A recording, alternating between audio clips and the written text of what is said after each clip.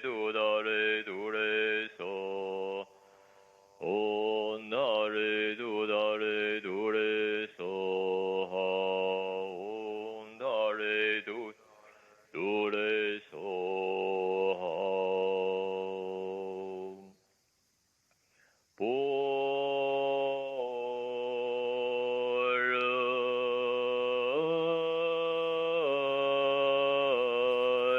波罗蜜多心经观自在菩心生般若波罗蜜多时，照见无皆空度一切苦厄舍利子，舍不空不异色，色即是空，空即是色，受想行亦复如是，舍利子，是诸法空相，不生不灭，不垢不增不减，是故空中无色无受想行识，无眼耳鼻舌身意，无色声香味触，无眼界乃至无意识界，无明亦无明尽，乃至无老亦无老死尽，无苦集灭道，无智亦无得，亦无所得故。依般若波罗蜜多故，心无挂碍，无挂碍故，无有恐怖，远离颠倒梦想，究竟涅槃三世诸。依般若波罗蜜多故，得阿耨多罗三藐三菩提。故知般若波罗蜜多是大神咒，是大密。是无上咒，是无等等咒，能除一切苦，真实不虚。故说般若波罗蜜多咒，即说揭谛般若，揭谛般若僧，揭谛菩提萨婆愿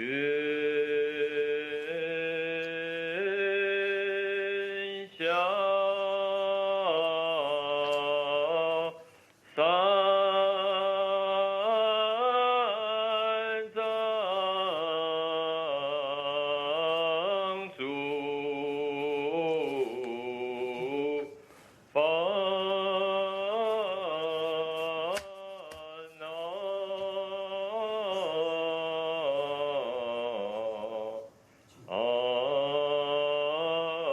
愿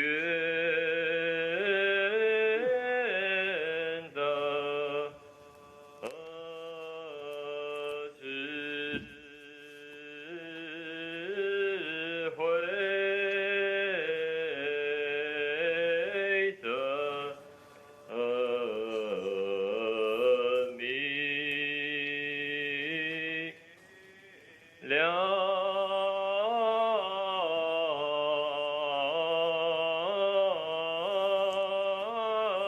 普愿在藏悉消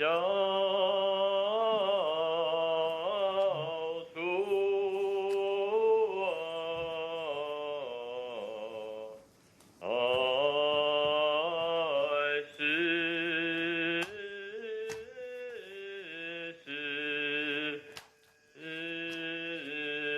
常行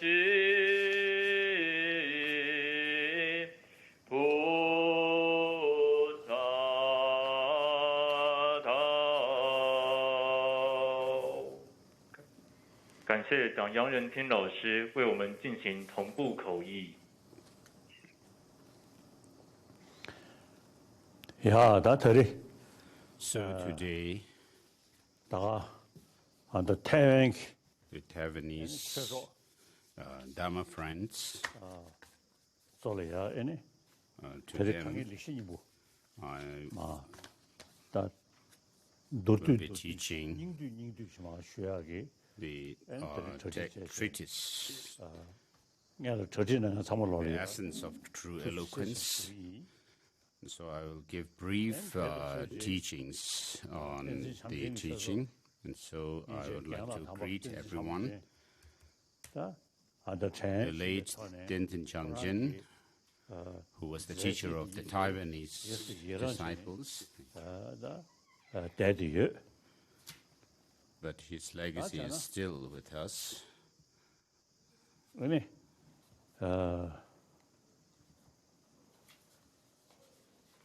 So with regard to the teaching of the Buddha, in this world, amongst the many different religions, all of which has the main message of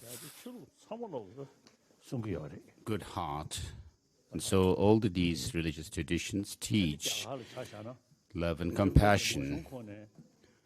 So in India, before the Buddha, Shakyamuni Buddha, appeared over 3,000 years back, the practices of non-violence or non-harming, ahimsa and karuna, compassion. So these have been practiced in India. So this has spread, this kind of practice and the mental attitudes have spread in India. And Buddha Shakyamuni was also a practitioner of this tradition. But the difference is that these teachings of nonviolence and compassion, so nonviolence and the practice of ethical conduct and the motivation of compassion have been spread further extensively by the Jain practitioners. And then there have been many non-Buddhist traditions of India. So over 2,500 years ago, the Buddha, the Bhagwan Buddha, appeared in India. And he taught this practice of non-violence and the practice of compassion as the basis for his teaching. And then he taught, on the basis of these, the different philosophical ideas. So in India, there was Sankhya school of philosophy and so forth, and others which also believed in a theistic God, creator God. And accordingly, the followers are taught to practice according to the will of the God, and they practice the message. Whereas there were non-theistic religions of India, such as non-theistic Sankhya school, Buddhism, and Jainism. And so these schools do not talk about relying on a creator God, but the practice or the principle of law of causality. And the Buddha himself, after becoming enlightened, has said that I found this nectar-like teaching, nectar-like dharma, which is profound, peaceful, free from elaborations, and luminous and unconditioned. So how I interpret these lines is the first two words, profundity and peaceful, refers to the first teaching of the Buddha, and then the profundity here The free from elaboration refers to the teaching of emptiness in the Perfection of Wisdom Sutras. And then the unconditioned luminosity refers to the third teaching of the Buddha, which teaches the Buddha nature. So here the uncompounded or unconditioned doesn't refer to the things which are not brought about by causes and conditions. So it refers to this beginningless, luminous mind, the clear light mind, which of course is a conditioned or a compounded phenomena. So even if I were to teach this to others, nobody will understand me, and therefore I shall remain silent in the forest. So the Buddha said that. So this teaching, the profound teaching of selflessness, which the Buddha has gained realization into, would not be understood by others at that time, he said, and therefore he remained in the forest for 49 days without giving teachings. And then later, the Buddha started giving teachings, first to the 5 human disciples who were already familiar with the Buddha during the previous times in meditation. And so when they met the Buddha, they requested his teaching from him, saying that you must have gained special insights, profound and extraordinary insights and experiences. And therefore, the Buddha gave the teaching on the Four Noble Truths. The Four Noble Truths referring to the true suffering, true origin of suffering, true cessation of suffering, and true path. And so, to overcome the truth of suffering, the true suffering, the Buddha taught that suffering has its own causes and conditions, and therefore we must know what those causes and conditions are, and therefore he referred to them as the origin of suffering. So what is the use or help? How is it helpful to know that their suffering has its cause? And so the first cause amongst the 12 different links of dependent origination is ignorance. The first link in the 12 links is ignorance. So with regard to this, after the Buddha gave the teaching on the Four Noble Truths, many Indian learned have given thought to this, and one of the major institutions of learning in the old times was Nalanda. So many of the masters of Nalanda have closely examined the teaching of the Buddha, and so amongst them, one of them was Nagarjuna, who says that karma and delusion, the ending of karma or extinction of karma in delusion, with that there is liberation. And so when you check closely what is the cause of suffering, the cause of suffering is referred to as the origin of suffering. And so the origin here refers to what brings about the suffering. And so there are the karma, and these in turn are rooted in our mental afflictions, and the root of all mental afflictions is ignorance. And so, with regard to this ignorance, the 400 verses of Arya Devas, which is very sharp, says,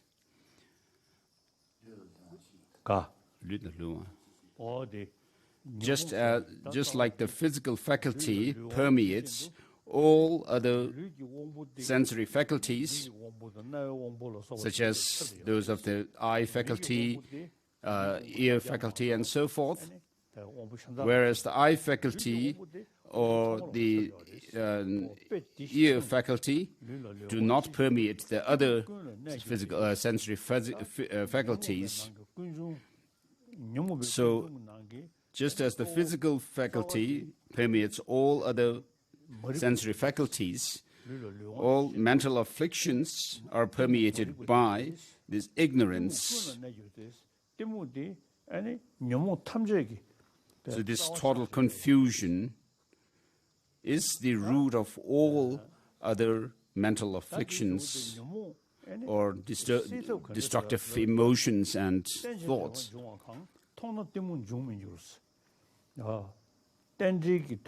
So how do we get rid of this ignorance is by understanding dependent origination. So Master Aryadeva says, by seeing dependent origination, this ignorance will not arise. We can eliminate it. So,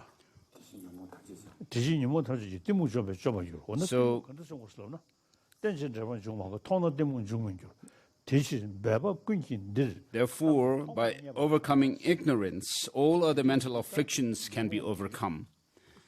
And therefore, he says, dependent origination, the understanding or seeing it will overcome it. So here, this ignorance refers to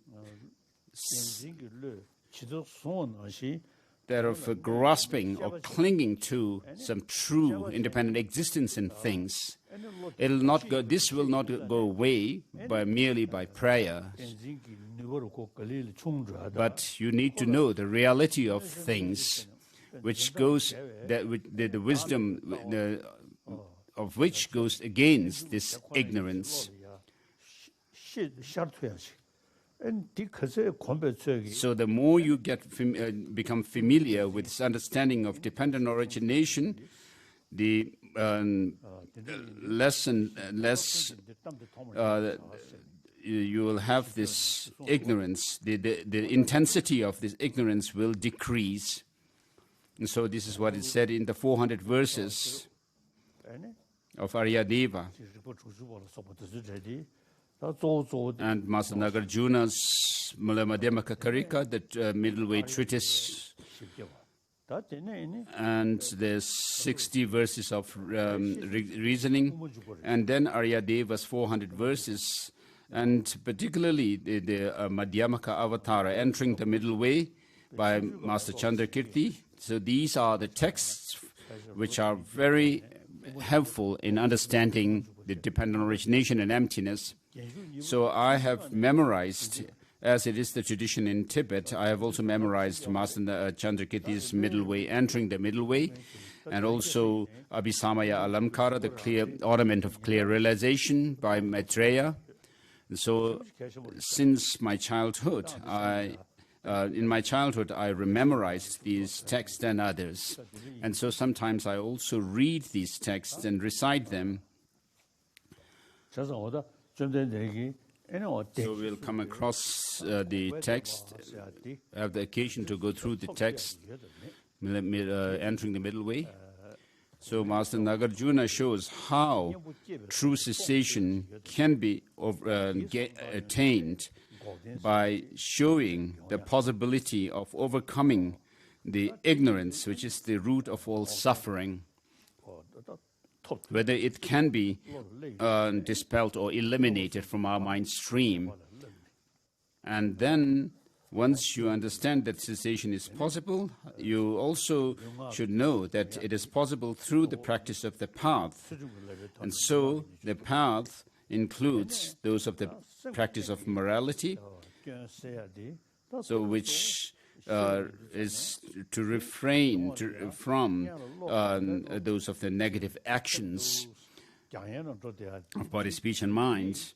And then, having established yourself in morality, you go on to that of the concentration, single-pointed mind.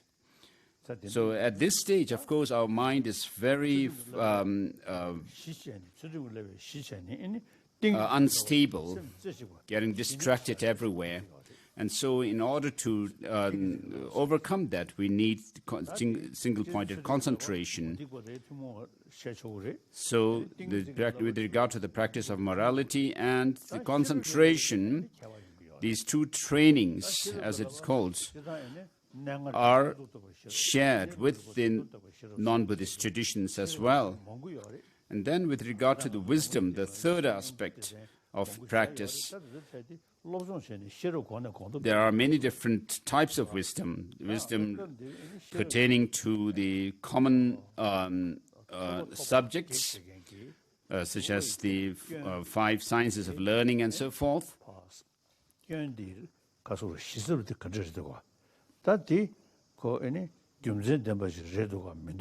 So what we need to develop is the wisdom which understands whether these mental afflictions are valid cognitions or not, whether they are positive states of mind or not, and so forth. And then we need to apply the teaching within ourselves to progress along the path.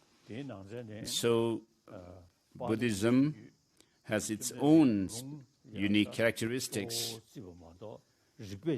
whereas in the Pali tradition, the emphasis is given to scriptures, where in the Sanskrit tradition, the logic and reasoning is emphasized. It is mentioned in this book also that we are going to go through. O monks and scholars, just as gold is tested by rubbing, cutting, by burning, cutting, and rubbing, likewise you should examine my teaching and accept it, not because you have faith or devotion in me.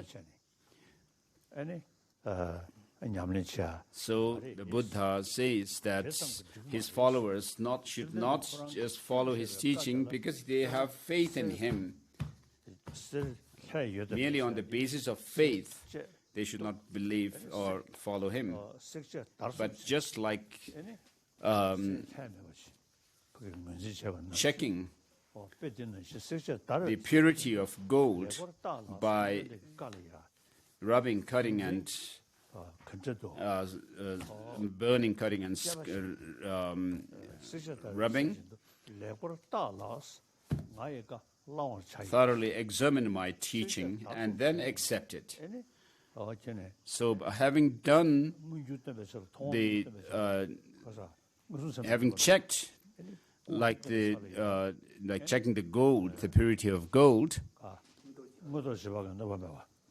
with regard to the teaching, how do you examine it? Check it is by checking whether the teachings go against things which are obvious to our sensory perceptions or not, whether it goes against also those of the slightly hidden or obscure teaching meanings, which can be proved through evidence-based logic, and then also through the logic of scriptures.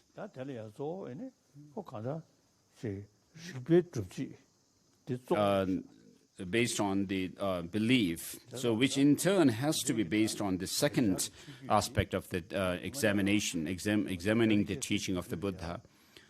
So when the teachings go against these 3 processes of checking their very truth, then we cannot accept. So having come into exile, I have had the opportunity to meet with many different scholars and also religious people.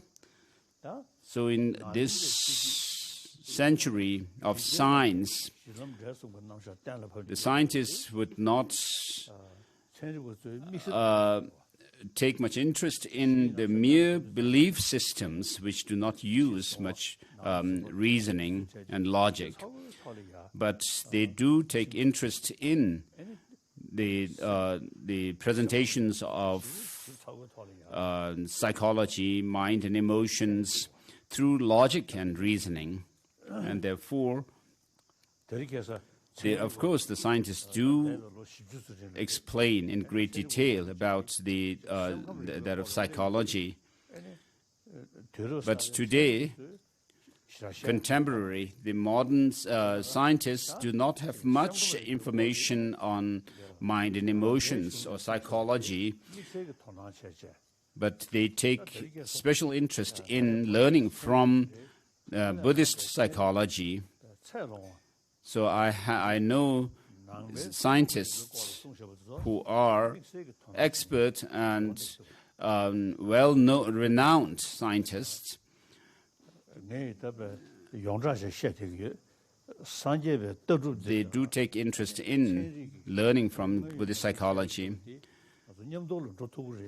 So I say that Buddhism and the science, modern science, which also deal with reality of things, can go together hand in hand.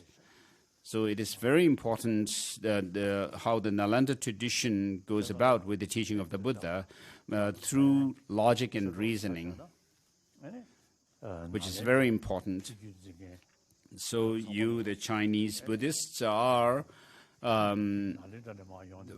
follower of the same Nalanda tradition that we follow.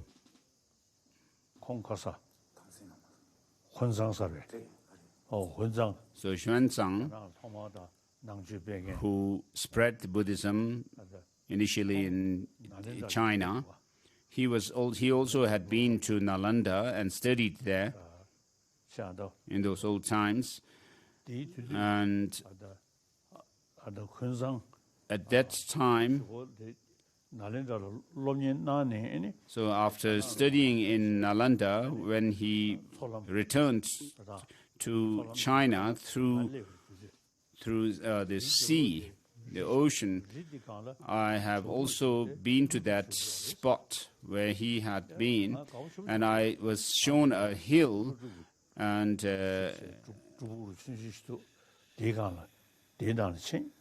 was said that there is a cave which is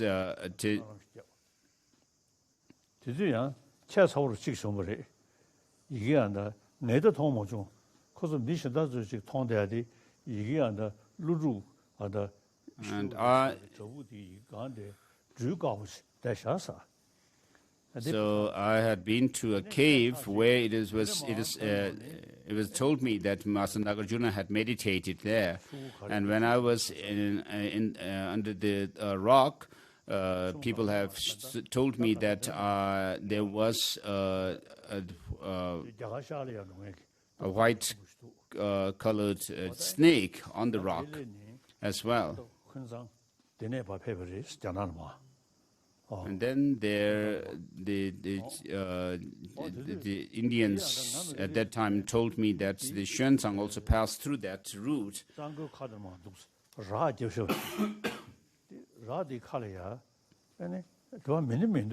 And at some point in that route, I saw a conch on a kind of a wall that was built along a kind of a river there.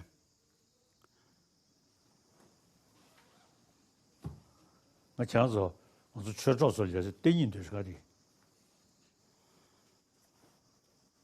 think His Holiness is referring to his visit to Chhattisgarh, Raipur or somewhere there. And he wishes to, His Holiness wants to show the conch that he found.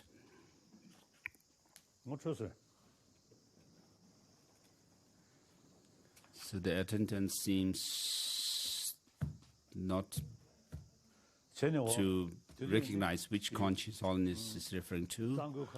His Holiness says that. So on the bank of that river, there was this conch, and nobody was around the conch. So if there was somebody sitting there or around that place, I would have to ask to give this conch to me. But since there was nobody there, then I thought it's something auspicious.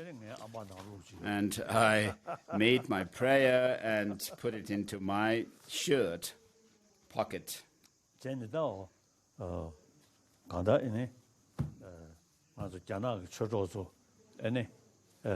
So, my Chinese Dharma friends, you are follower of the practitioners of the Buddhism, and particularly the Nalanda tradition, and in specifically following Longsu Phosa, Master Nagarjuna. Everybody has heard his name, and his Madhyamaka Karika had already been translated into your language, Chinese, before it was translated into Tibetan. And so we have connection since old times. And so today I'm teaching the essence of true eloquence. So this is the conch. So this is the conch I found. So I considered it some auspicious sign to find it. So as I said before, earlier, that I have memorized Madhyamaka Avatara, the entering into the middle way, and I also read the auto-commentary, Madhyamaka Avatara Bhashya, which is always on my table. So I also consider myself as a follower of Master Nagarjuna and Chandrakirti, not only just a follower, but I do reflect on emptiness several times in a day, often in the day. So I will go through the text, the Madhyamaka,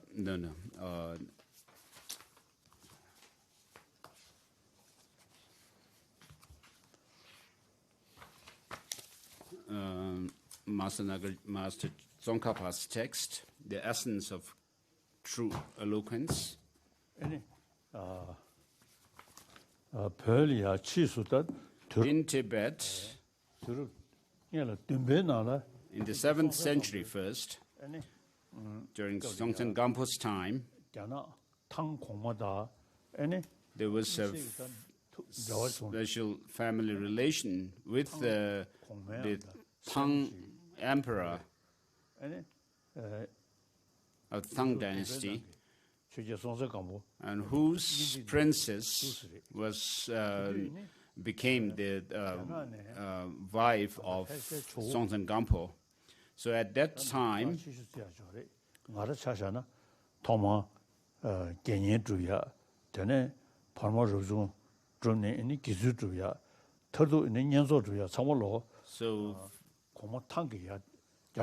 so for me, for my ordination, first as an upasaka, taking upasaka, the layperson's vows or precepts, and then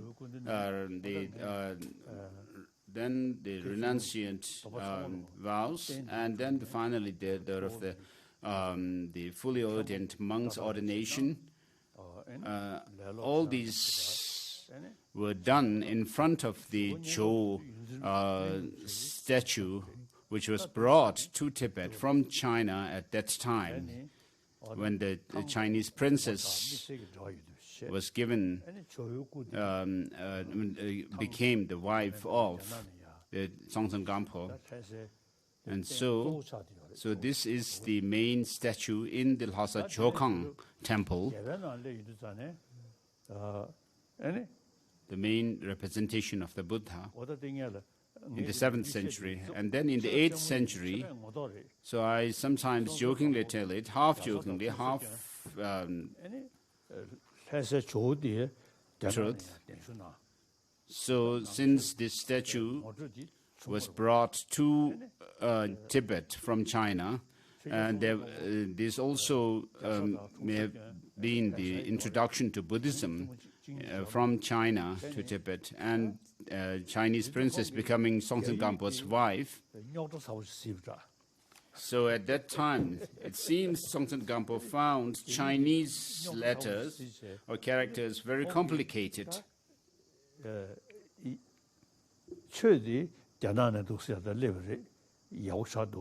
the Buddhism came to Tibet from China in the beginning, he thought of devising our own script based on the Indian letters, which are those of that of Sanskrit. And so, accordingly, the Tibetan script was devised or invented. So, having married a Chinese princess and also enjoyed he must have enjoyed Chinese food and Chinese art and dance and songs and so forth. But with regard to the letter, he found the Chinese characters very complicated, and therefore devised our own new script. And then in the 8th century, Chisong Detsen, the then Tibetan emperor, invited Master Chandarakshita, who was one of the topmost scholars of Nalanda. So he was invited to Tibet, and since he was in Tibet, he also advised the Tibetans, since you have your own writing system, without having to rely on Pali or Sanskrit in the future, for your study of the Dharma, you should translate these teachings from Sanskrit or Pali into your own language. And so that was how the translation projects was carried out. And it is even some historians say that the Chandarakshita even took interest in learning Tibetan himself.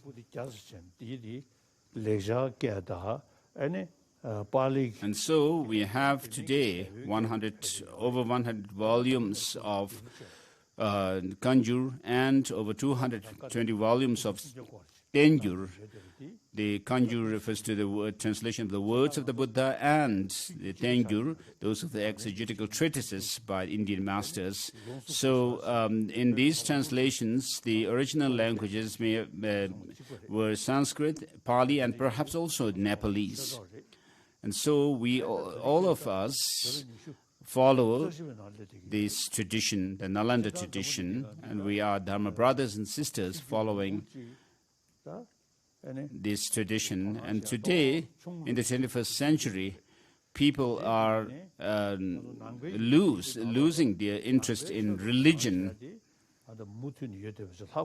But in the Buddhist countries, and particularly even in Chinese mainland China, it seems the number of people taking interest in Buddhism is increasing. So in any way, what is taught in Buddhism is something which even scholars of modern subjects, and particularly science, and quantum physicists. So it is its own, quantum physics has its own philosophy, philosophical concepts.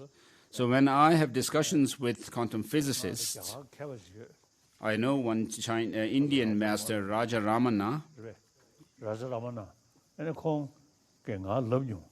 who told me this quantum physics is something new in the West, but in India, the concept has already been discovered over 2,500 years ago.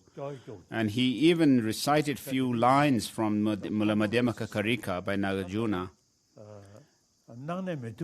So what quantum physics says is that there is disparity between appearance and the reality. So how things appear to us is as if they have some objective existence. Though that is the appearance, since things are made up of subtle particles, the infinitesimal particles and so forth, they do not exist in that way. And therefore, just as Raja Ramana had told me, in India, Master Nagarjuna or the Chittamatra masters, it is mentioned clearly that things do not exist the way they appear to us. So quantum physics, of course, does not talk about using this understanding of how the disparity between the appearance and reality to overcome our negative emotions. But we do use this understanding for that purpose. And in Lantu University, I've heard that there are some people who have said, some quantum physicists who have said that having gained conviction in this idea of non-objective existence in things, which quantum physics teaches, their reaction to instances which are good or bad is not as intense as it is for others. And so there's some of the students of quantum physics have even and said that in Lantu University in China. So the Madhyamaka understanding or explanation that things have no essential existence in and of themselves is quite similar, or the quantum physics idea of quantum physics is also very close to this. So you, the follower of Tenzin Gyaltsen, you disciples of the late Tenzin Gyaltsen, you also have connection with mainland China. So in Lantu University, I have heard that there are students of quantum physics who have said what I've said earlier. So when you go to mainland China, since you have also Dharma centers there, you could also inquire about these scientists. So today, in mainland China, it is said that there are over 400 million Buddhists. Historically, China was a Buddhist country, and in 1954-55, I have been to China. So I've been to Xinjiang and so forth. So there were many Buddhist temples in China. So it shows clearly that Buddhism has prevailed in China in those times. And so today, China has the biggest population in the world, and it is also a country with a long history, and Buddhism has already been established in China for a long time now, and therefore we are not talking about propagating the teaching of the Buddhism as such, but we are talking about how we could teach people in mainland China, where you have your Dharma center, as an academic subject.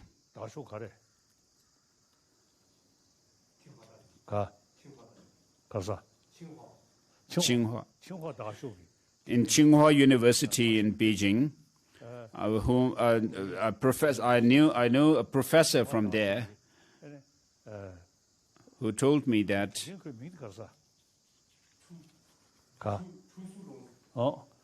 so the professor Chu Su Long, whom I know, told me that when the times have changed, he requested me to visit Tsinghua University not as the Dalai Lama, but as a professor. So I have also accepted his invitation.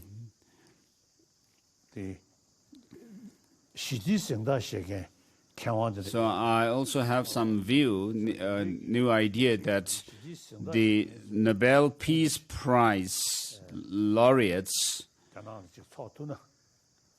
so if we could have, if they could convene a meeting or conference of Nobel Peace Prize laureates, or Peace Prize laureates, which I have also received, without talking about touching any politics. And politically speaking, I do not seek independence of Tibet. And therefore, some Tibetans also criticize me for not seeking independence. So what I'm saying is Tibet, which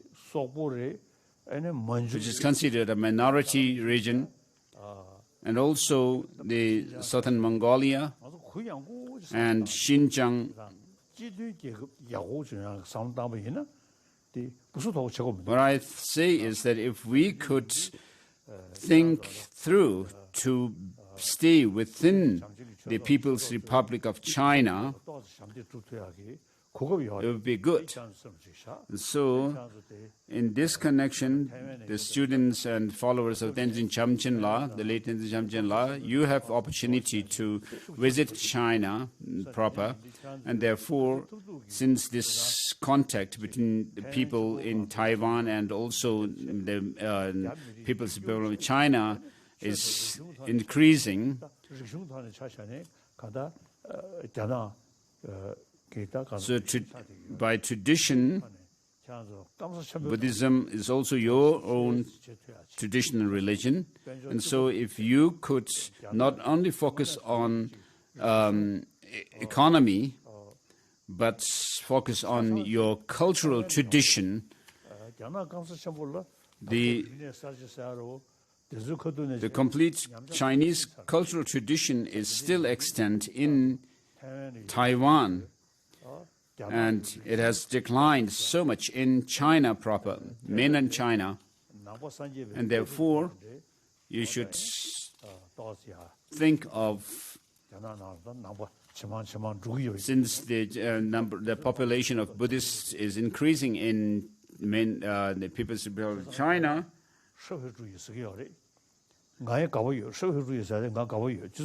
you could maybe give your service through the culture and tradition. And China, PRC is also following, is said to be a socialist country. I am also a socialist. So if you think of the majority of the people, you really follow this socialist principle. If you think about your own self alone, then yourself alone, you are not following the socialist idea. And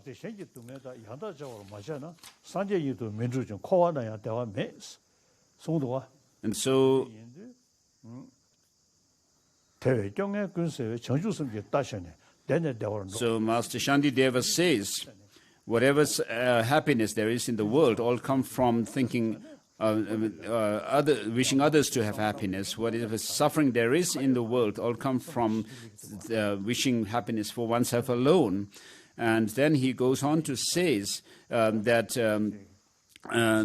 if you are not able to switch your own joy and happiness with the suffering of others, leave alone Buddhahood, attaining Buddhahood. Even in this cycle of existence, you will not have happiness. And therefore, he says, when you are the Bodhicitta, which is like riding a horse, which leads you from bliss to bliss, which intelligent person would despair or feel discouraged to ride this horse. And so with regard to emptiness, also, Master Nagarjuna says, whatever is dependently arisen is said to be empty. That is also said to be the designated, and that is the middle way. And since there is no phenomenon which is not dependent, there is no phenomenon which is not empty. And so these may have been some remarks on the side remarks. And so I have today the opportunity to have this Dharma discourse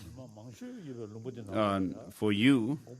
So what we have to think is China, which has the greatest population of the follower of the Dharma, the Master Nagarjuna's tradition, we need to think of us bringing this message of the teaching of the Buddha to the followers of the Buddha and Master Nagarjuna in the PRC.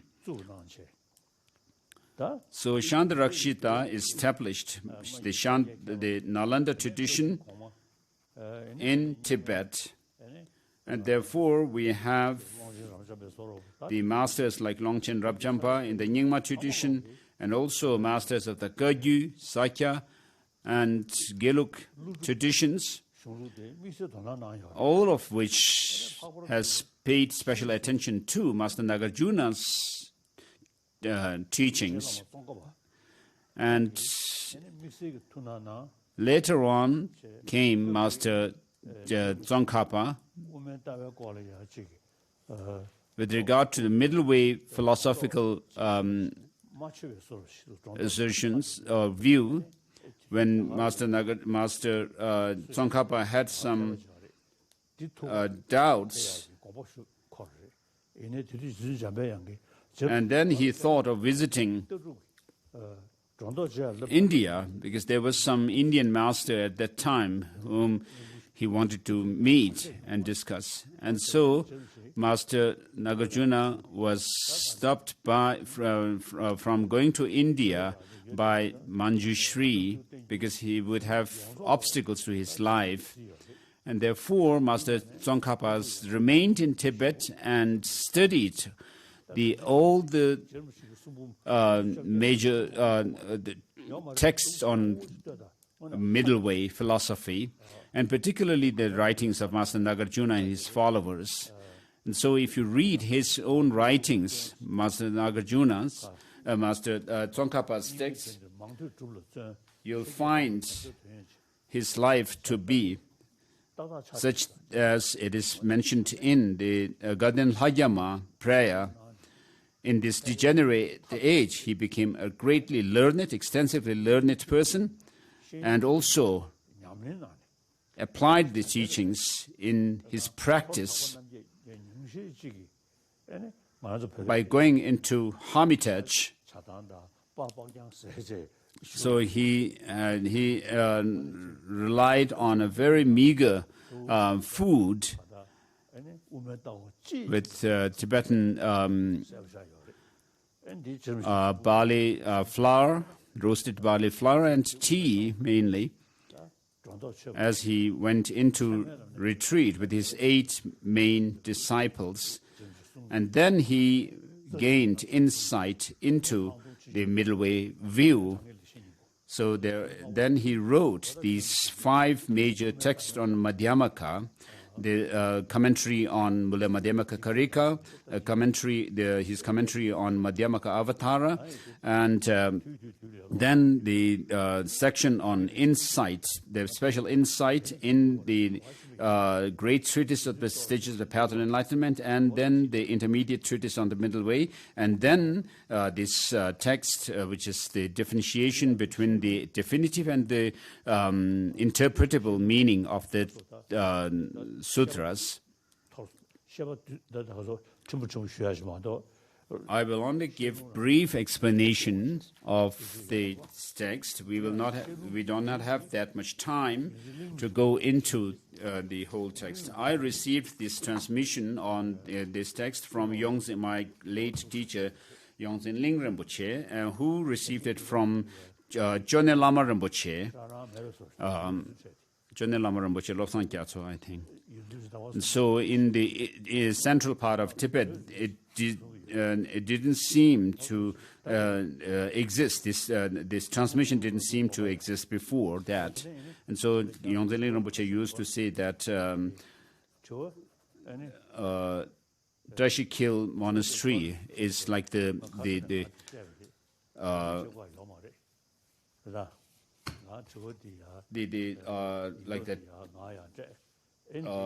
treasury of transmissions. So with regard to questions and answers, you have already prepared questions. You do not have to do that.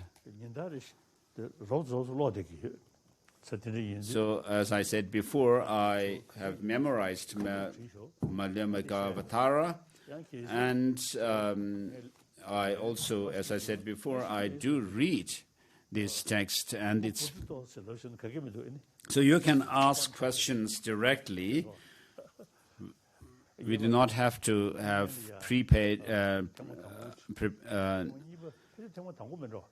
prepared questions. And if I do not know the answer, I'll say I don't know, without any hesitation. So when I was in London one time, I attended a meeting, and there was a break in between. And during that tea break, one English gentleman came to me and said, it's very good that you say, I don't know.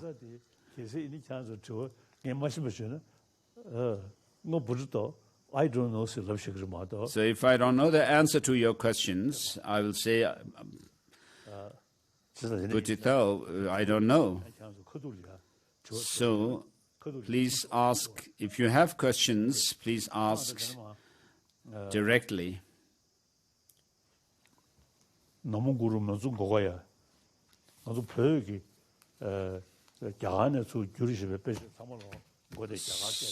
in the translations of Indian texts, there's always some salutation to a deity or Buddhas, Bodhisattvas, and so forth.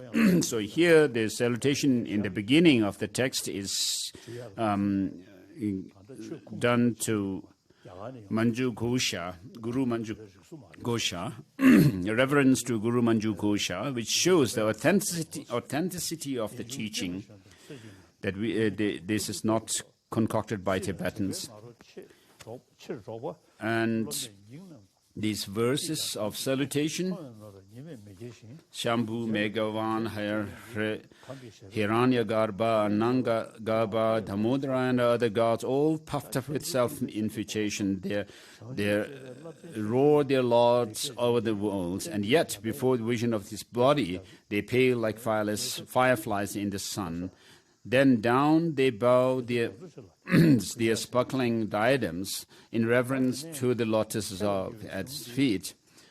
I pay homage to the Lord of Sages, the God beyond the gods. And then the next is the salutation of Maitreya and Manju Ghosha. And then next verse is salutation to Nagarjuna, Asanga, and so forth.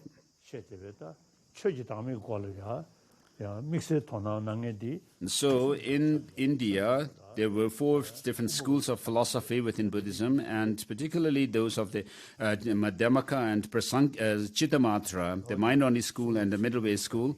And so the next verse pays homage to Nagarjuna and Asanga, who pioneered the ways for champions of philosophy with 2 interpretations of Sugata's sacred discourse.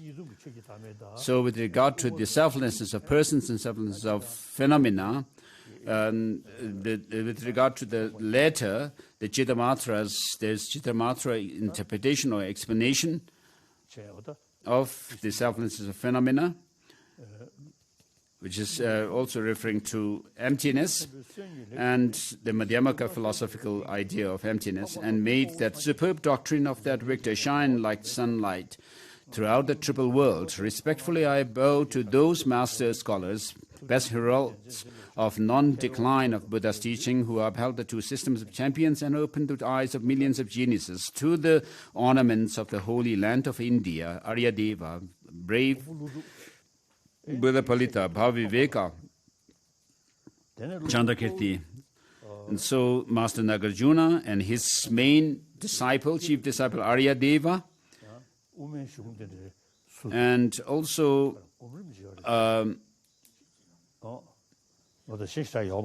there was this other master named Aryashura, and then Buddha Palita, whose main text is the Buddha Palita commentary on Mula Madhyamaka Karika, and Bhaviveka, who was a follower of Svatantrika Madhyamaka, the autonomous school of middle way philosophy, who rejected the mere nominality of things.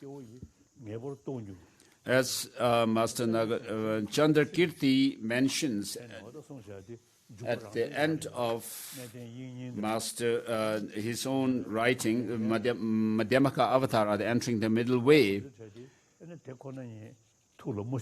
So in verse number 55 of the final chapter, he mentions, this suchness just explained is most profound and terrifying, yet people with past habituation will certainly realize it. Others, however, despite vast learning, will fail to comprehend. So amongst those who have great vast learning but fail to comprehend this is included Master Bhaviveka and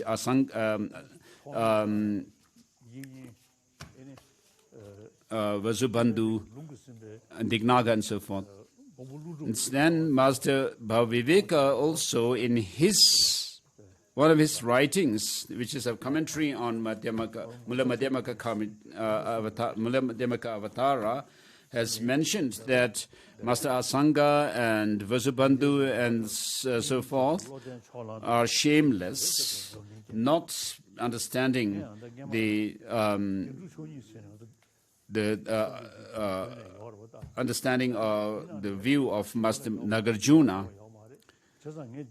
So in the past in Tibet, we have this prayer to what are known as the 6 ornaments and 2 sublime masters. So the 6 ornaments didn't include Master Chandrakirti, Bhaviveka, Shantideva, and others. And therefore, I wrote this supplication to 17 Nalanda masters.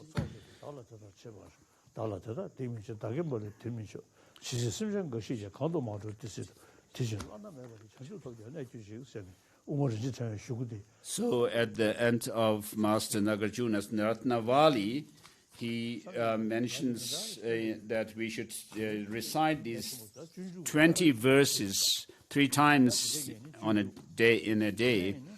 And so these verses towards the end, the last 3 verses are very profound for me. And then, so for my practice, I consider the writings of Master Chandrakirti and Mula Madhyamaka Karika also as my main text for practice. And also Chandrakirti, Vasubandhu, Thirumadhi, Dignaga, Dharmakirti. There have been many who did not realize the point, although they strive, were not lowly in accomplishments from direct experience and were learned in the doctrine, even dedicated themselves to the path of philosophy, but I have seen it quite precisely by the grace of Guru Sevya Manju Ghosha, and I am going to explain it from great love. You who aspire to peerless philosophy, listen with reverence, with the critical discrimination or discernment that realizes the depthness of the teaching. And so, the question of Rashtrapala scripture says, the way is empty, peaceful, uncreated, not knowing that the living beings wonder, moved by compassion. He introduces them with hundreds of reasons and techniques. So having seen the extremely difficult to realize the actuality of things and so forth, so when you study Madhyamaka philosophy, it is not for some kind of a scholarship and alone, but to actually be able to use your knowledge of Madhyamaka view to crush your destructive emotions. So what we refer to as the five-tiered path has to be developed within ourselves. The five paths referring to the path of accumulation, the paths of accumulation, preparation or application, seeing, meditation, and then the normal learning.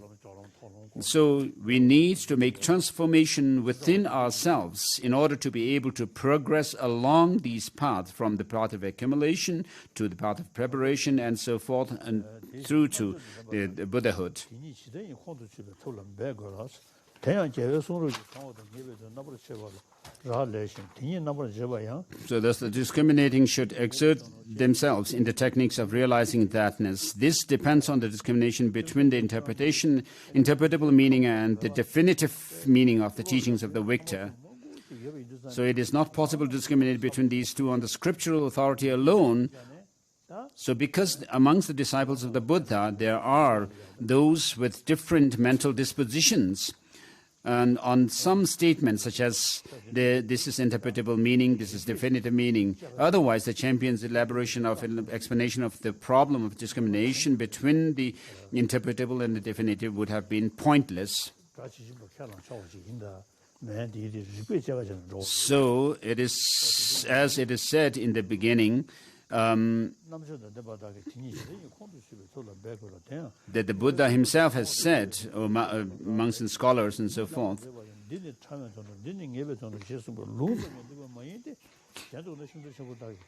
So otherwise, the champion's elaboration of the explanation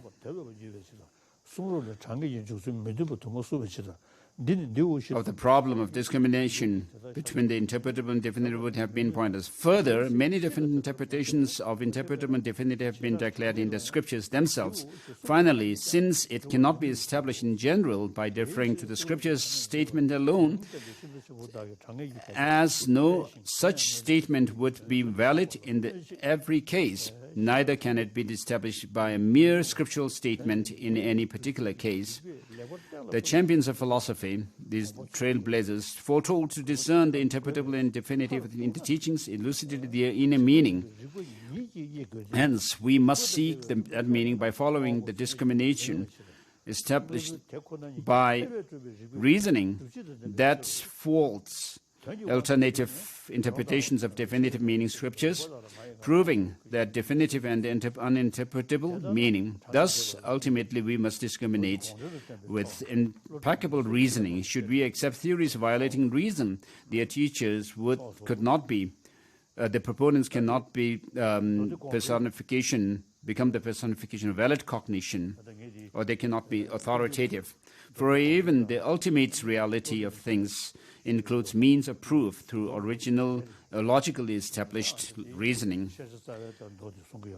And then it says, seeing the ramification of this, the Lord declared, O bhikshus,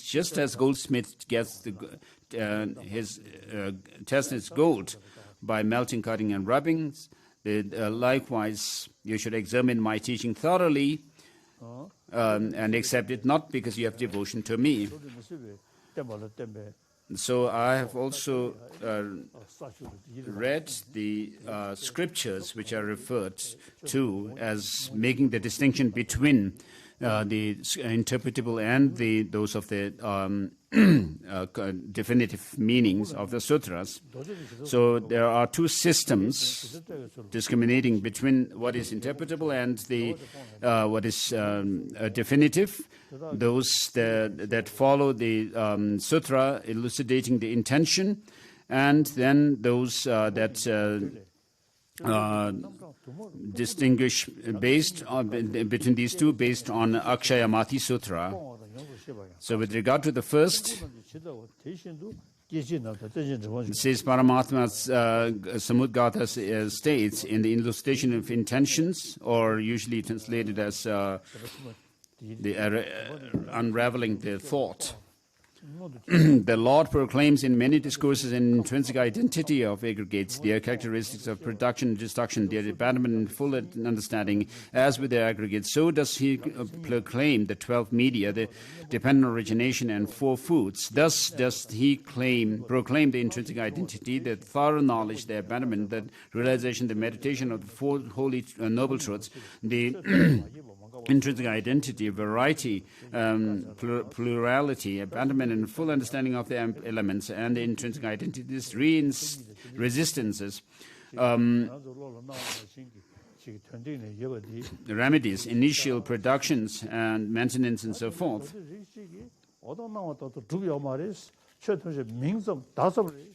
So in the scriptures, there are mentions of 2 different things. One is that things like our eye faculty and form and so forth do exist the way they appear to us. And on the other hand, other scriptures saying that they do not exist the way they appear to us, but they have no essential existence or nature in and of themselves. So there are verbal contradictions between the statements in some scriptures that all things are devoid of intrinsic reality, and those of others that proclaim the intrinsic identity and so on, and of the aggregates and so on. And so here the Paramattha Samudgata has actually asked the Buddha why he taught these different teachings.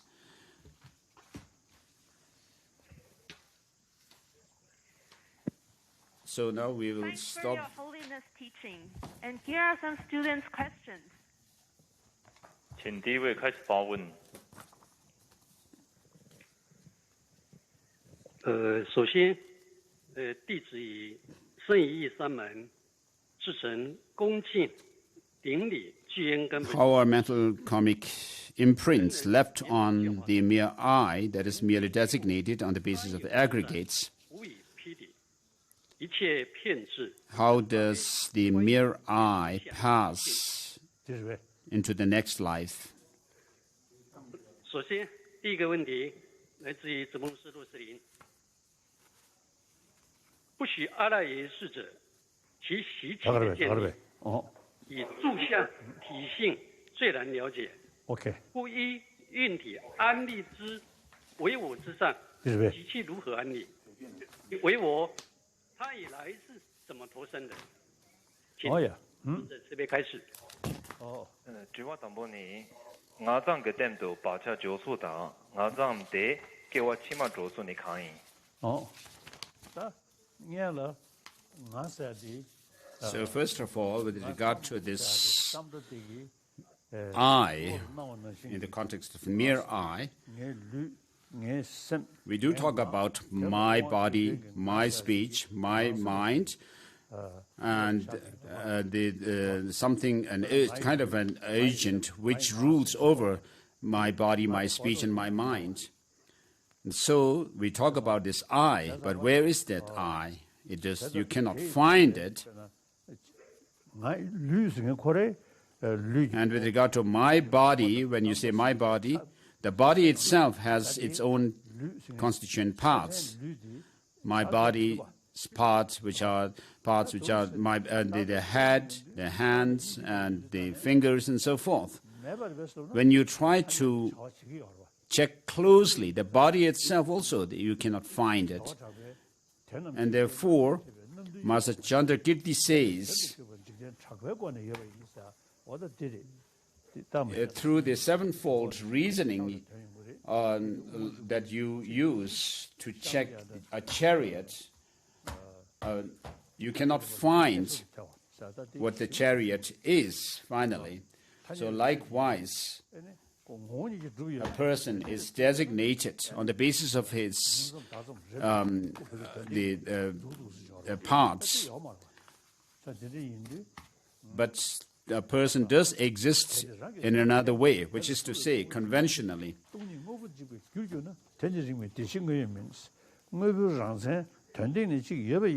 And then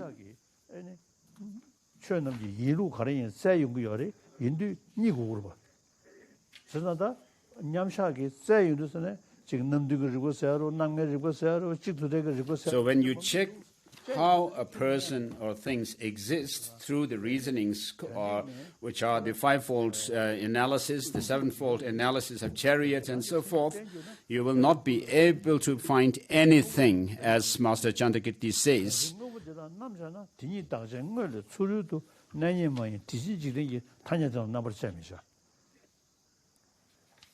So in verses, I think, verses 34, 35 of the 36 of the sixth chapter of Madhyamaka Avatara,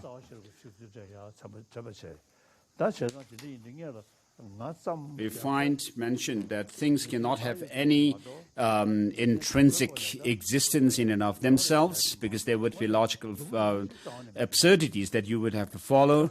And therefore, Master Chandrakirti says,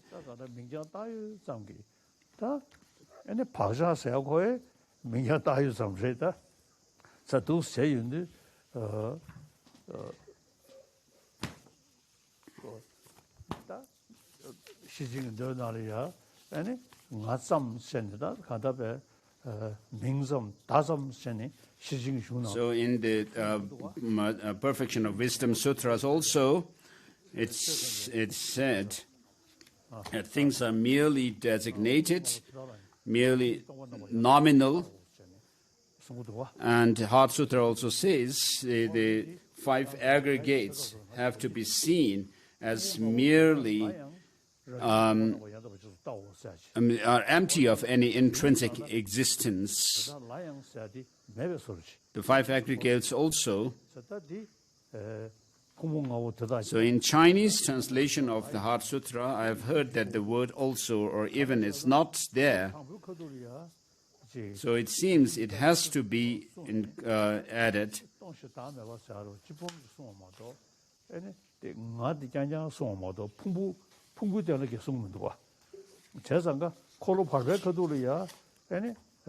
In the first turning of the wheel of the Dharma, during the teaching of the Four Noble Truths, the Buddha doesn't go through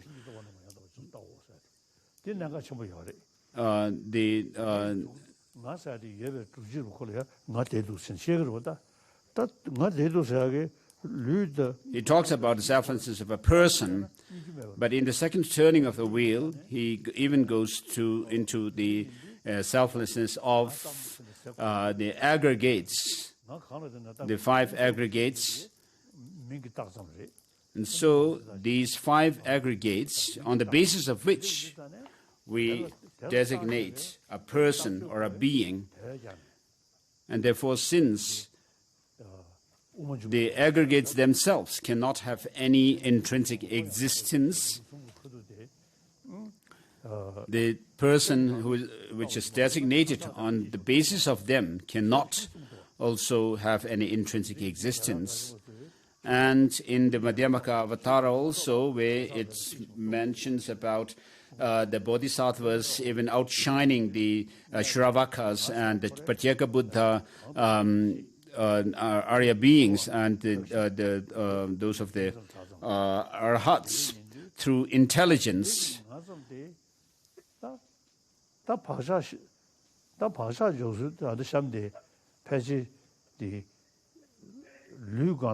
Mentions about how we cannot have the full understanding or insight into the selflessness of a person without realizing the selflessness of phenomena or the aggregates.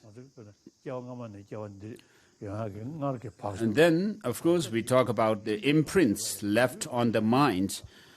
Of course, the imprints have to be left on the mind stream, this continuation of the mind, and not on the body.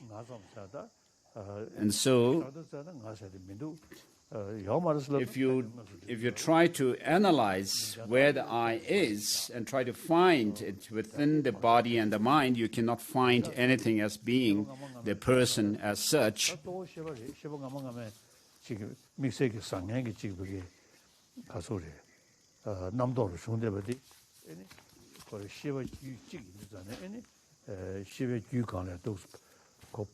So all the good and bad imprints that we create are left on the mind, and the body. We have this body and this life, and it will be left behind, and so we change bodies, but this stream or the continuation of the mind goes on, and therefore on the imprints, we can talk about the imprints left on the mere eye. And talking about, with regard to the question about how this mere eye passes to the next life, we have to think on the base about this on the basis of the mind's continuation. So the body can change. You can in one life you can have a body of a human being, in another life you can have a body of an animal and others.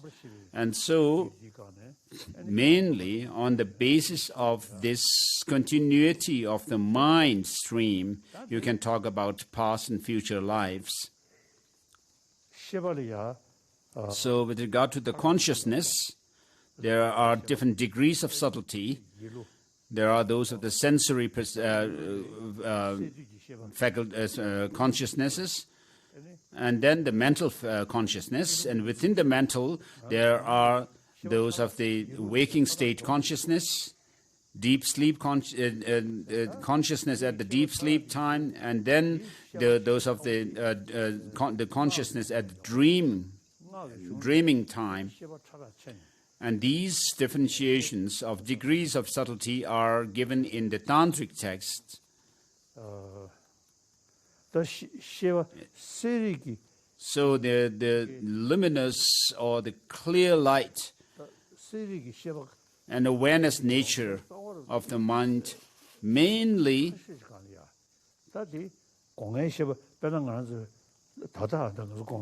has its source in the subtlemost mind.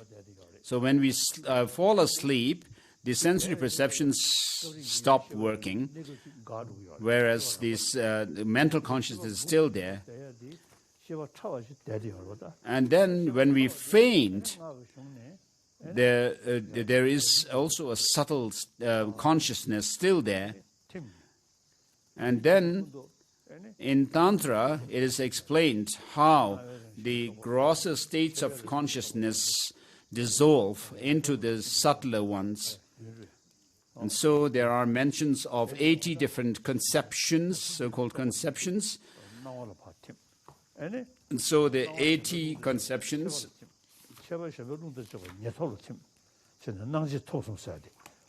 dissolve into the whitish appearance, they dissolve into the reddish increase, and then these also dissolve into the near attainment.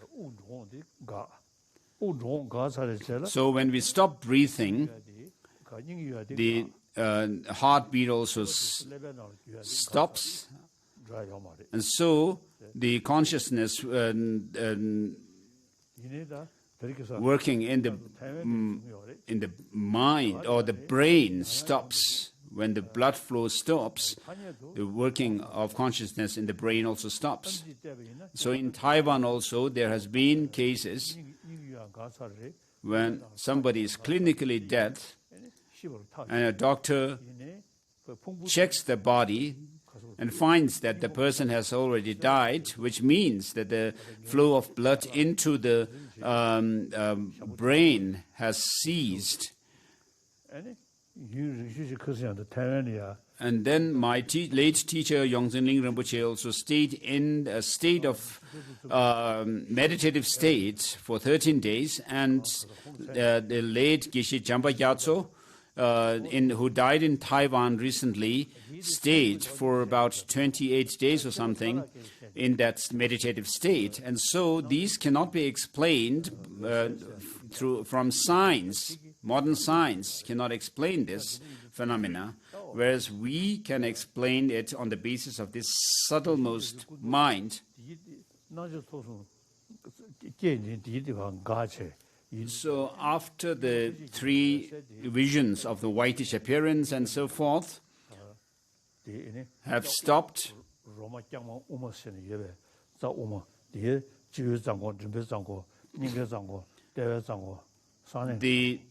we also talk about the chakras, the 5 different chakras at the crown, throat, heart, navel, and the sacred place. And so all these different consciousnesses dissolve from these points into the heart point. And then we experience the 3 visions of whitish appearance, the reddish increase, and the blackish near attainment. And all these grosser consciousnesses dissolve into this final subtlemost mind, which is called the innate clear light or the luminous mind. And then this clear light mind goes from this life into the next and continues on until we become a Buddha. And so this subtle mind is referred to as the Buddha nature as well. And so I reflect on, when I do the deity yoga practices, I also reflect on these lines from Mahayana Uttara Tantra, which says the Buddha's body radiates everywhere, and that it is the nature of emptiness of the Buddha's mind and the sentient being's mind is undifferentiated. And then, because the sentient beings have this gotra or lineage or potential, the sentient beings have the Buddha nature. And so I think along these lines, when I do the dissolution process.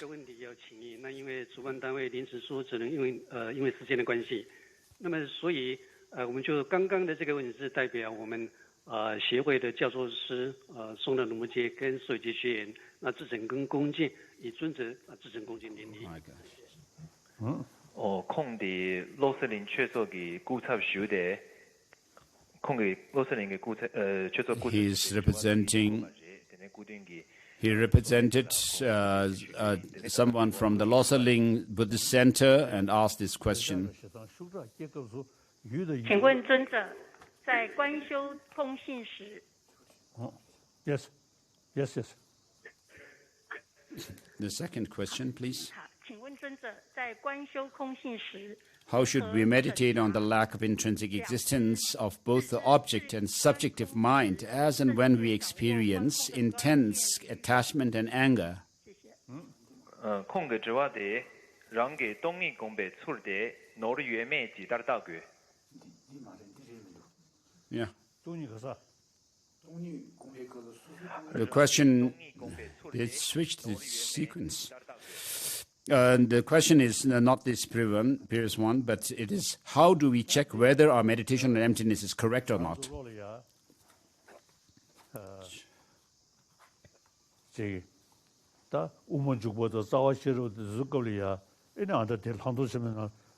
So in Madhyamaka Karika and Madhyamaka Avatara, and also Master Tsongkhapa's special insight section of Lamrim Chemo. We have all these texts, but the most effective teaching on emptiness for me is Master Chandrakirti's Madhyamaka Avatara, and particularly these verses that are those verses that I have recited earlier. Chapter 6, verse number 34, 35, 36. So having studied Madhyamaka philosophy, when you check how things appear to you, they appear as if they have some intrinsic objective existence in and of themselves. So when you meditate, first have this understanding of emptiness, and then when you do meditation, finally, you should be able to remain in this sky-like emptiness, meditation on the sky-like emptiness, which is to say that you will be able to have the experience of how things have no objective existence, that there is some kind of a sense of vacuity, emptiness. Nothing really exists in and of themselves. But having done this space like emptiness, meditation on it, then when you come out of the meditation, in the post-meditation session, you have to see everything like those of illusion. And so these are the two ways of meditating on emptiness.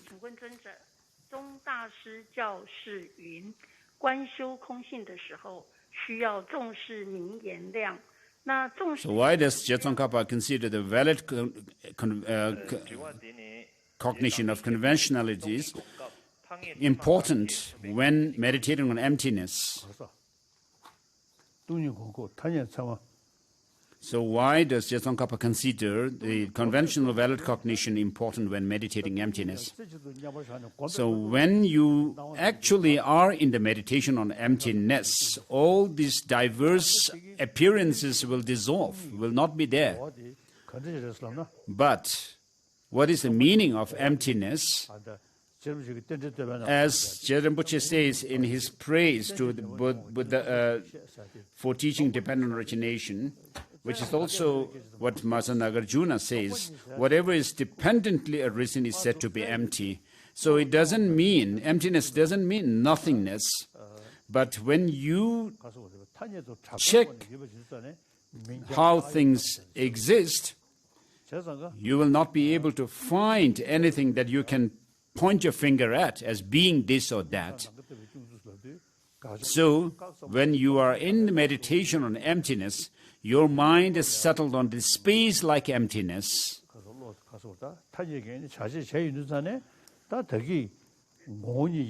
Whereas when you come out of that meditation and you see things functioning,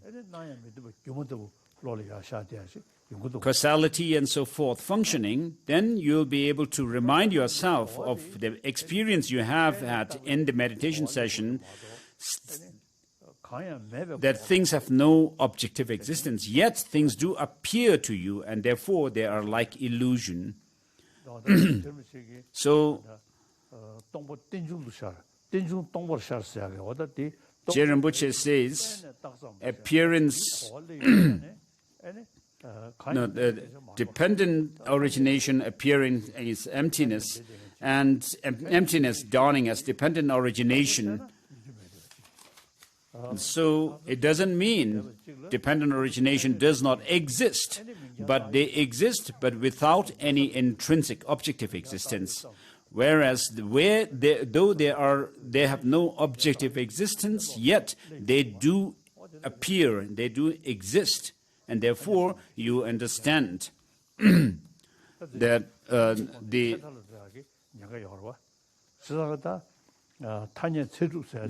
things do exist. And so the question, regarding the question, When you think that things are empty and think, you may come to think that things do not exist even in convention. And therefore, in order to dispel that ignorance, that misunderstanding, you should have the understanding of how things exist conventionally through dependence, and bring this to understanding together. 再次跟您说声早起得嘞，欢迎你早日来到台湾。好，然后尊敬的尊者，现在有个问题想要请教您。目前地球暖化的现象日益严重，不少的地方呢，是有火灾、水灾、地震、疫情或者是饥荒。感觉起来呢，地球居住的条件越来越差。How should we meditate on the lack of intrinsic existence? Is that the question? Of both the object and subjective mind, as and when we experience. No. Question number 5. Today we face various natural calamities of the earth, water, fire, and wind due to global warming. How should we face such threats? So first of all, what we can do something about is to protect our environment. This is relevant. And then, of course, this whole trichilocosm, the 3,000 world systems, also evolved through the process of evolution. And then, in the end, this whole universe will also disappear. So we go through the cycle of first formation, and then abiding, and then destruction, and finally an empty state, empty era. So this is how the universe goes through this cycle. So this world has existed for about 5 billion years. And then we have global warming today. So as said in the Abhidharma Kosha Karika, it seems we are in the era of fire, destruction of the world through fire. So therefore we see this global warming increasing. So some ecologists or environmentalists have said, whom I know, have said that in the next several decades, the world will turn into a desert. So this is not talking from religion's point of view, but scientific point of view. And so we seem to be in the era of destruction. The process, we're going through the process of destruction through fire.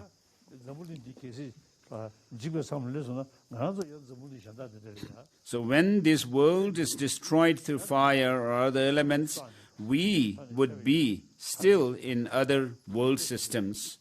And because of our spiritual merits and so forth, we may be also reborn in Sukhavati and other pure realms.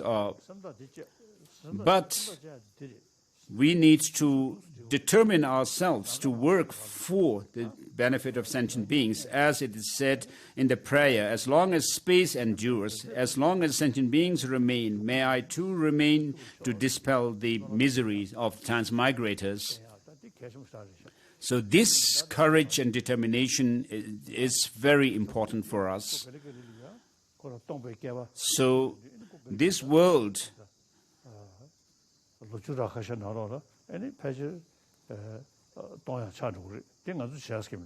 so we cannot do much about the natural process of the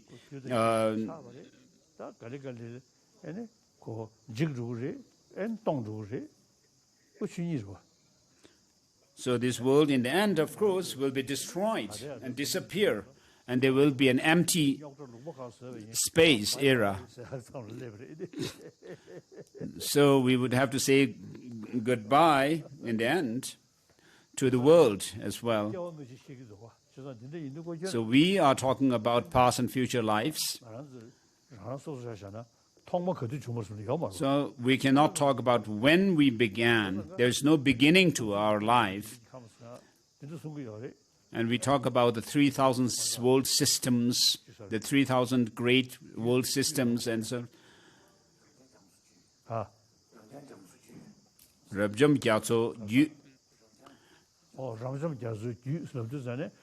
So the world system is said to be calculated in terms of this incalculable Rabjam Gyatso Gyu. That is the word that the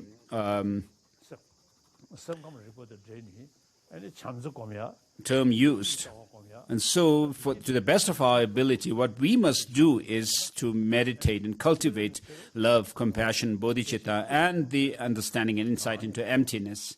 So if we are able to do these practices, you'll be able to have a good life in the future and help yourself in the future as well, and also help others. So from the method or the skillful means side, you need to practice bodhicitta, and on the wisdom side, you need to practice the wisdom of emptiness. So when you say mantras or the prayers, first, prepare yourself, your mind, with bodhicitta and the wisdom view of emptiness in the beginning. So this will be make a true practice of your dharma, and then it'll help in the future lives, and you'll be able to progress along the path and help others as well. 一切众生的众苦、逼迫的根源，皆来自于业跟烦恼。那烦恼又来自于无始无明，故对进食的好坏，一生强大的这个贪嗔。此时该如何串习跟修学？静于寂静当中呢，皆是无有自性。同时，又该如何善巧的将伪言转为菩提道的作用？恭请尊者开始。不是。空嘅指望你对家当写当修查嘅。So how should we meditate on the lack of intrinsic existence of both object and subjective mind, and as and when we experience intense attachment and anger? So when you are intensely overcome with attachment or anger, you will not be able to think about emptiness at all. So what you can do is, being unbiased, remain unbiased, relaxed, in a relaxed state of mind, then you should do your best to reflect on emptiness. So this will help to reduce your attachment and anger. So otherwise, when you have intense experience of attachment and anger,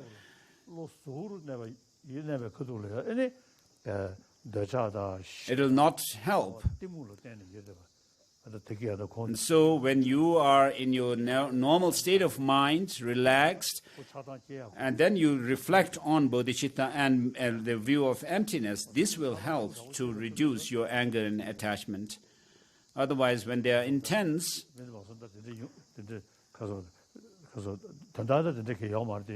so maybe it's not there in reality, but so when you have a very strong attachment and anger, and you are told to meditate on emptiness, you may say,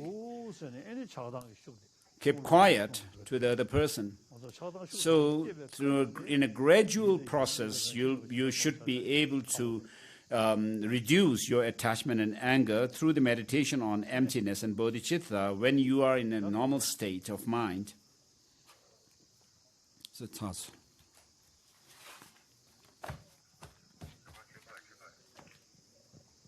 Oh.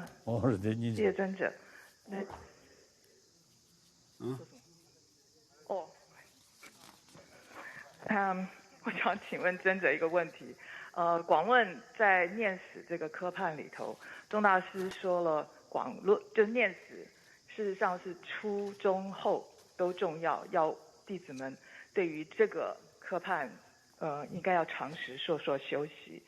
那么我对于所谓的后重要，这里头所谓的后，到底是什么意？是指什么阶段？那么后重要到底应该怎么解释？麻烦尊者可以替我解惑一下。空给指话的呢，结党一千别讲去南林千莫囊呢。So in the great treatise on the path to enlightenment, Rinpoche has mentioned that the impermanence, meditation on the impermanence and death is very important in all throughout the practice of Lamrim. So what does the how is it important at the end, and what is meant by end here?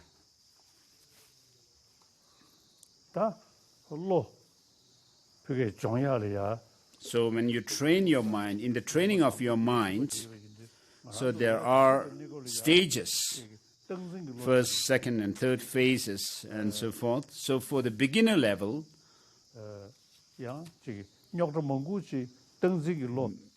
so many of the problems we face are because of holding on to some kind of a permanence in our life. So for that, when you think, eventually I will not be there, and so this will help to loosen the grasping at the permanence. So here you are thinking about the fact that there is no certainty when you are going to die. To counter this clinging to a permanence of life.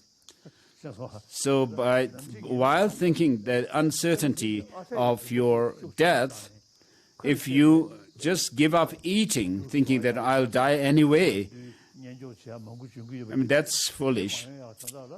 Whereas the meditation on emptiness here has to help you not to be tossed by love and hate towards your near and dear ones and enemies. And so you need to reflect on the fact that because of holding on to some permanence in your life, you will indulge in so many different things, unnecessary things which are meaningless, but that you're not thinking that you're going to die tonight or anything like that. So you should think, of course, in any way you are going to die, but the certainty, the time when you are going to die is not uncertain, and then that you need to think about how that any other thing cannot help when at the time of death. Thanks for your holiness teaching. We have no more questions for today. Thank you again.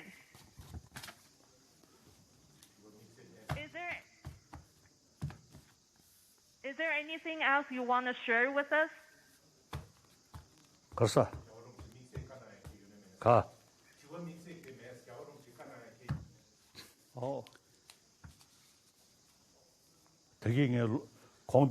As I already said earlier, in this world, because of destructive emotions, how people are creating so much problem and difficulties in the world today. So all of us, from the top leaders down to the lowest of the people in the simplest of the people in society, we do not want suffering but want happiness, yet we cause lots of suffering to ourselves and others because of our desirous attachment and anger. And we are not concerned how to bring about happiness within ourselves from within. Rather, we distract ourselves or try to find happiness from things external, and therefore we are ignorant about what actually brings about happiness. And therefore I usually talk about cultivating emotional hygiene.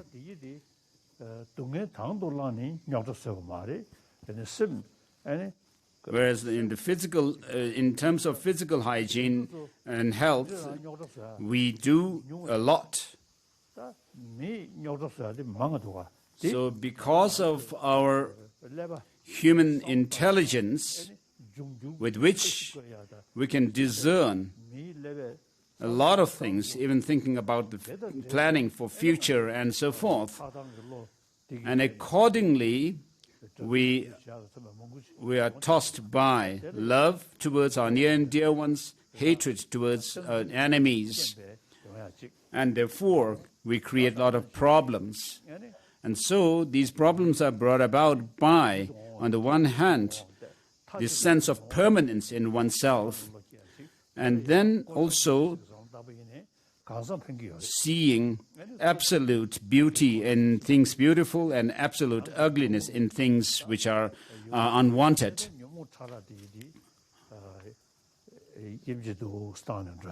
And so we need to understand the different degrees of subtlety within the mind, and also the destructive emotions, in order to counter these problems.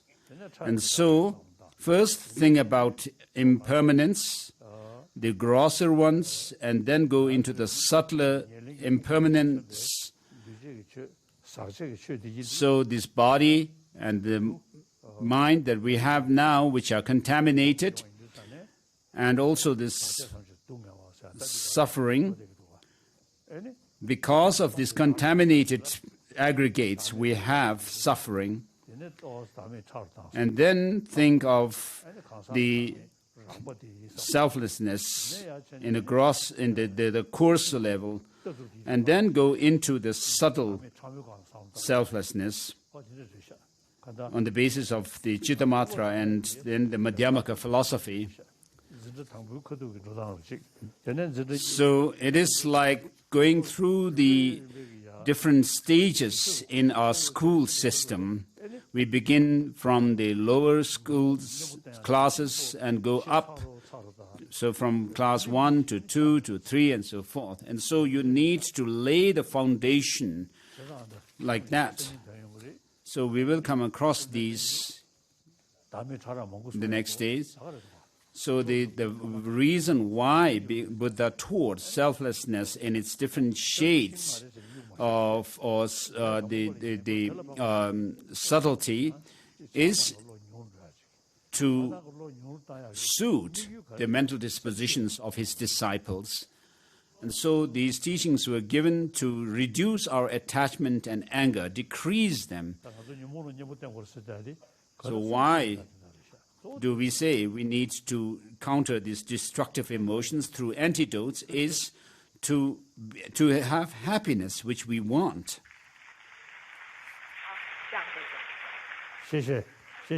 Thank you. Bye-bye. 全场大众请起立，恭送法王。